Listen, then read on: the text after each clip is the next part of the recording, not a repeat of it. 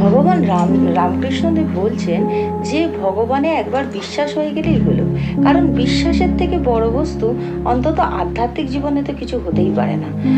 যেমন ঈশ্বরের নামে সব কিছু করা একজনের পক্ষে সম্ভব।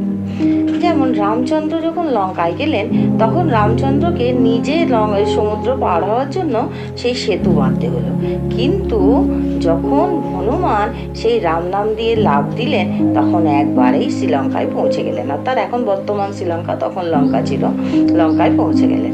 কিন্তু এই হচ্ছে নামের বিশ্বাস।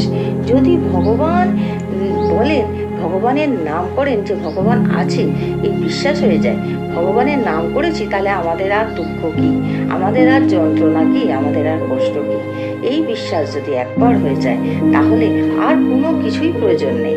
শুধু বিশ্বাস হতে হবে যে হ্যাঁ, ভগবান আছেন, একজন আছেন যিনি আমাদের সবসময় পাশে আছেন, সবসময় তিনি আমাদের মঙ্গল সাধন করছেন, আমাদের সাহায্য করছেন।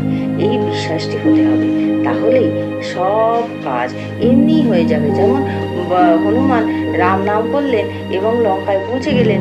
যেমন হনুমানরা রাম নাম রাম লিখে যেই পাথর ফেললো জলের মধ্যে, অমনি সেই পাথর জলে ভেসে উঠলো এবং সেই পাথর দিয়ে সেই রাম সেতু বানানো হলো, যার ওপর দিয়ে রামচন্দ্র নিজে গেলেন। এই হচ্ছে বিশ্বাসের মহিমা। একবার যদি বিশ্বাস হয়ে যায়, আর কোনো কিছুর প্রয়োজন নেই। যে একমাত্র ভগবানই আছেন যিনি আমাদের সাহায্য করছেন, করবেন এবং সর্বদা আমাদের পাশে আছেন, সর্বদা আমাদের সাথে আছেন, আমাদের ভেতরে আছে, যিনি সব সময় আমাদের মঙ্গল সাধনই করে চলেছে।